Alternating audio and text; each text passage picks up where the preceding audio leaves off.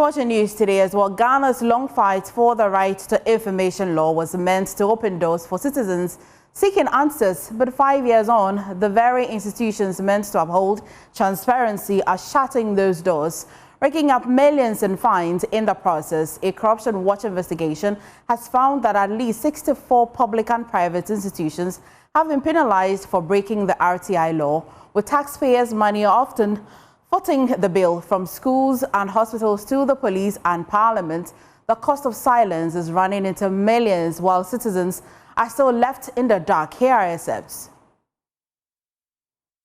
A person may request information from a state or a qualifying private institution by writing a letter addressed to the information officer of the institution. The information officer is to provide the information within 14 days if the information is not exempt. If the information officer does not provide the information within 14 days, then the requester can appeal to the head of the institution, which gives the head of the institution 15 days to provide the information. If the head of the institution does not provide the information, then the requester can file a complaint to the RTI Commission or the High Court. The RTI Commission may impose a penalty on the institution depending on the circumstances of the case. The Commission decides to impose administrative penalty on an institution. There are certain factors that we consider in doing so. Some of them we consider the responsiveness of the institution involved. Some of them come in cooperating with the Commission. When that happens, then we enter into some kind of negotiation with such institutions. We also look at the ability of the institution to be able to finance the imposition of penalty on them. Some of them we consider the entire circumstances of the case. And so we do not just resort to imposing penalties on institutions, but then again, we consider the totality of the circumstance of the case before we end up imposing such penalties on institutions. We also look at the seriousness of the breach. Now, Corruption Watch investigations have uncovered that some key governance institutions which should be promoting access are refusing or failing to comply with the law by denying access to information requested by citizens. This refusal or failure to provide the requested information has led to the imposition of fines by the RTIC. The records show that as of the 16th of July 2025, the RTIC had imposed penalties of approximately 5.6 million Ghana cedis in 76 determinations involving 64 separate institutions. The executive secretary of the RTIC stresses that the fines imposed do not serve as a substitute for the information that is imposed to be released to an applicant.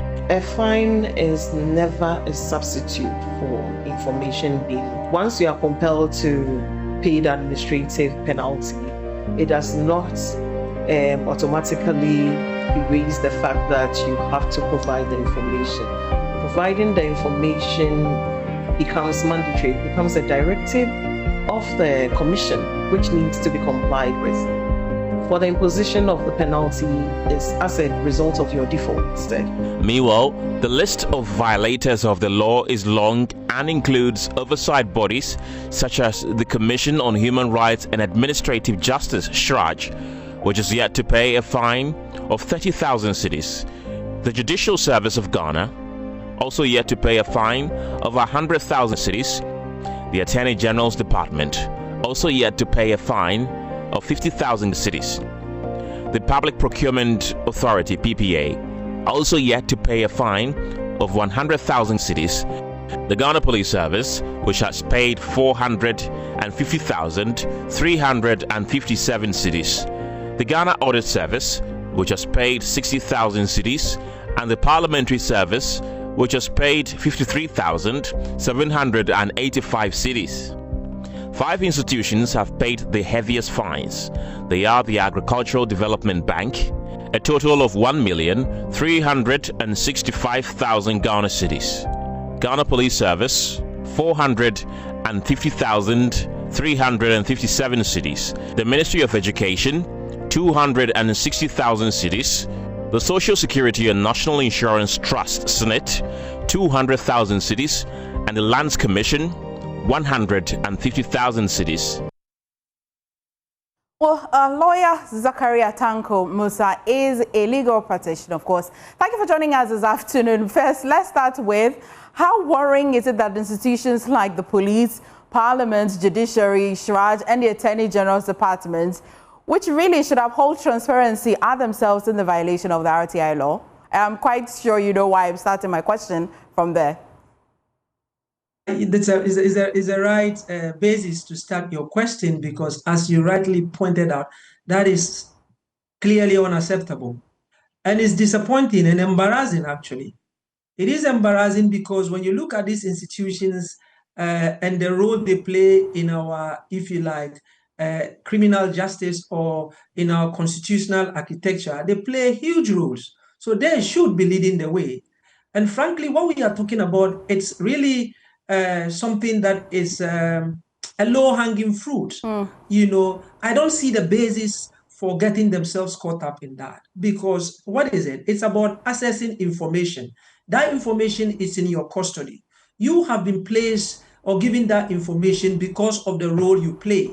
But technically, when you look at the information that you have, if you can have access to that information, what makes you think that no other citizen also have the right to access that information? Are you more Ghanaian? Are you more Ghanaian than anybody else? No. It's just because you have been entrusted with that information because of the role you play. So every citizen has a stake in the information you have. It's a national resource. Does it look to you as though they are just being nonchalant about it, or they think that these are sensitive information and so they show them the information? How does it look for you? Well, my experience, and I have extensively been involved in this, my experience is that it's both. There are instances where they're just nonchalant. They don't care. They don't even respond to you. You write to them and they don't even respond because they don't really, because you see, it's coming from so many years of holding information in that secrecy. So moving away from that, you know, that situation, it's not easy. Right. That's why a lot of resources was invested into building people's capacity. And that has been done. I mean, from the previous government, even up to now. So some people don't care at all. They wouldn't respond. But some, they look at the information you are asking for. They are not too sure what you want to use that information for. Mind you, the right to information law says you don't have to give reasons why you are asking for that information. So long as it's not an exempt information, I don't need to tell you what I need that information for. I say I want that information, give it to me. So sometimes they're not too sure what people need that information for. So they think, okay, let's play this tactics and see whether the person would go away. So some people are very tactical in the refusal to release, but some people just don't care and they don't see how serious this issue of access to information is. What about the penalties? What about the funds? Especially because it's definitely taxpayers' money that will be used to pay for these penalties anyway. How does it come to you? Well, I have said that is a no-brainer, because somebody is sitting somewhere, he knows he's supposed to provide you with information. He or she fails or refuses to provide you with that information. Then you find the person. When you find the person, the money is not coming to come from his or her pocket. It's coming to come from the institution. So where is the deterrent there? That's why I'm saying that, well, if we can establish that the information that was requested is not information that is exempt, and there was nothing that stopped that person from releasing that information, but the person willfully refused to release that information, certainly the state shouldn't pay that money. That individual who recklessly failed to provide that information, he or she should be surcharged. And how do we do that? Let's attach their earnings. Interestingly, we're talking about public institutions where the income or the earnings of the person is regulated. We know where the earning is coming from. Right. Attach their earning. I have said that don't bankrupt them.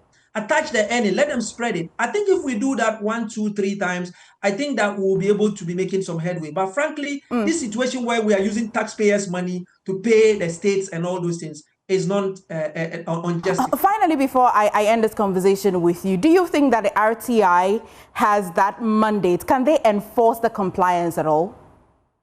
Well, they have been trying to enforce, but I know that they have tried to get some powers so that they can prosecute as well. Okay. I don't know how far they have gone with that, but now they are deploying the powers they have, which is the penalties and all those things. But you see, that for me is not solving the problem. But it means that we have to also go back and look at the law as well, and look at the legal framework and the policy framework. And then I think we need to attach the failure and refusal of institutions to release information to their performance metrics, so that those institutions can actually be dealt with in that way as well. Well, thank you so much for joining us on the news today, sharing your thoughts on this expose by Corruption Watch. Now, away from...